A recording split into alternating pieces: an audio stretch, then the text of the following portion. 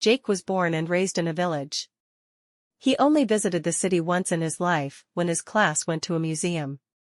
However, memories of the bustling city left a lasting impression on him, and since childhood, he knew he wanted to live there. The rural realities did not satisfy him because there were no prospects in the wilderness, and earning money was problematic. All the villagers commuted to work in the nearby area every day, by bus or bicycle. Jake looked at his fellow villagers and thought that he didn't want to live like that. The idea of moving to the city wouldn't leave him alone. In school, Jake did reasonably well, but he understood that obtaining higher education was unlikely. He was an average student, sometimes too lazy to do homework, but the thought that he could find a job without a diploma kept him going. After finishing school, all of Jake's friends left to study or join the army. Those who remained started working for a company. Jake couldn't join the army due to bone problems, but he wasn't particularly upset. On the contrary, he was inspired by the chance to start a new life in the city.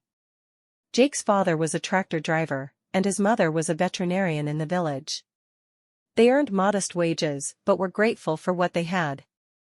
Robert Johnson worked tirelessly all week, and on weekends, he relaxed in front of the TV with a bottle of beer.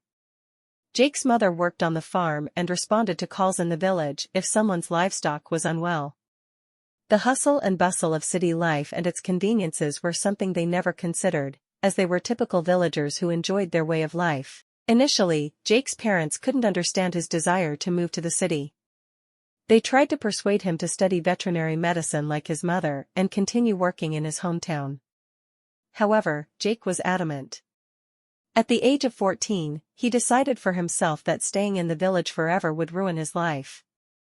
Although his parents were against it, they eventually had to accept his decision. They gave him money for the initial period and bid him farewell. His father advised him not to disgrace the family name. Full of hope and belief that everything would work out, Jake arrived in the city. He got a job at a leather factory, and he enjoyed it. The pay was decent, especially considering that he was hired without formal education or work experience. After a hard shift, Jake often took the bus home, sleeping along the way. Once, he stayed for overtime, and on the way back, it was cold and lonely. However, a girl on the bus saved him. She recognized Jake, woke him up, and told him that he would miss his stop. They struck up a conversation, felt a strong mutual attraction, and agreed to meet again the next day. Their meetings continued, and soon, Jake and the girl, Sarah, started dating. Love blossomed quickly, and they didn't delay their wedding. Within 6 months, they were married, and it was a beautiful ceremony. Friends and family were happy for them, as Jake and Sarah seemed perfect for each other. They were deeply in love, and there were no reasons for disagreements. Even Jake's parents, who came from the village for the wedding, couldn't be happier about their wonderful daughter-in-law. A year and a half later, the couple welcomed their daughter, Emily, who became the meaning of their lives. However, the joy of parenthood was overshadowed by Sarah's frequent illnesses. For some reason, signs of a stomach condition manifested early, but she insisted on treating it at home, postponing a visit to a specialist. Jake was against such an approach, but his wife was adamant that she knew how to treat a simple gastritis. Took pain relievers and assured that everything would be fine with her, Sarah felt a slight malaise and dizziness on a fateful morning. Deciding to handle it on her own, she continued her chores in the kitchen as if nothing had happened. However, by noon, her condition worsened, and an ambulance had to be called. Sarah was pale, barely breathing, and covered in sweat. On the way to the hospital, she fell into a coma and was immediately placed in the intensive care unit. Doctors, trying to calm Jake, assured him that everything would be fine. However, the next day, the man was shocked by terrible news. "We are very sorry, your wife passed away half an hour ago. We couldn't do anything. Accept our condolences." Jake cried, not knowing what to say. His daughter Emily, who had lost her beloved mother half an hour ago, grieved, of course, and couldn't sleep at night. But for his daughter's sake, Jake tried to pull himself together. Bringing back his wife was impossible, but raising their child was a must. Jake didn't give up, he worked tirelessly to ensure that his daughter lacked nothing. Emily became the main purpose of his life. The young widower worked overtime at the factory and eventually made it to the list of top employees. He labored tirelessly to forget and overcome depression. Others in his place might have given up long ago, but Jake endured, transforming all his pain into energy and directing it in the right direction. One day, on his way to work, a thin, pale boy approached him, around 10 years old. He hesitated to speak but eventually said, "You were a child once. Could you please give me $50?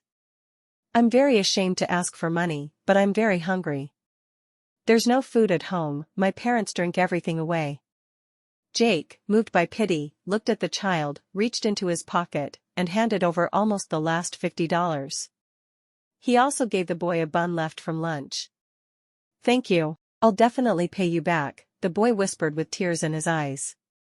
Unbeknownst to Jake, at that very moment, the boy vowed to find him and repay the debt. The child was conscientious and principled, but Jake just helped without expecting anything in return. 10 years passed unnoticed. Jake remained single, focusing on raising his beautiful daughter and succeeding at work. His efforts paid off, and his salary at the factory increased significantly. Jake, on a high note, bought a bicycle for his daughter and spent his free time teaching her how to ride it. One day, trying to outpace her classmates, Emily lost control and got hit by a car. She survived, but she couldn't stand on her own anymore. An ambulance had to be called. It turned out she had a spinal injury, and most likely, she would never walk again. Jake was devastated. The doctor gave him hope, mentioning a clinic that practiced unconventional methods for treating musculoskeletal injuries. Unfortunately, the required surgeries involved exorbitant sums of money. Despite Jake's improved financial situation, he couldn't afford it. Jake was strong but didn't show his grief to his daughter. He reassured her, saying everything would be fine. Emily was discharged from the hospital a month later, but she struggled to adjust to her new life. Several more years passed, during which Jake tried to gather the necessary funds for his daughter's operation. But when it seemed that help was nowhere to be found, a knock on his door changed everything. A well-dressed young man in his 30s stood there. "Hello, you probably don't recognize me," Jake shook his head in surprise. The stranger pulled out several bills from his pocket and handed them to the homeowner. Jake, counting the money, couldn't help but smile. "I understand now," he said, returning the $50 to his pocket. The man remembered the act of kindness from 20 years ago when Jake, with his last money, helped a hungry boy. The stranger, who had become successful in business, found Jake to fulfill the promise. He covered all the expenses for Emily's treatment and even provided money for her extended rehabilitation. Jake cried like a child. He never expected that the good deed he did 20 years ago would come back to him like a boomerang. Alex, the young man, kept his promise. A month after the successful surgery, Emily took her first independent steps, leaving Jake overwhelmed with joy. He became overly sentimental, having aged over the years, but this time, the tears were tears of gratitude and happiness. Perhaps after the operation, Alex started visiting them regularly. He helped Emily, bought her medications and vitamins, and assisted her in enrolling in distance learning at the university. Unbeknownst to herself, Emily gradually fell in love with her benefactor, unaware that he had been in love with her since the first day they met. However, Alex hesitated to confess his feelings. After Emily regained her strength and could stand on her own, Alex invited her on her first date. He organized a picnic under the open sky, gave her a massive bouquet of flowers, and finally confessed his feelings.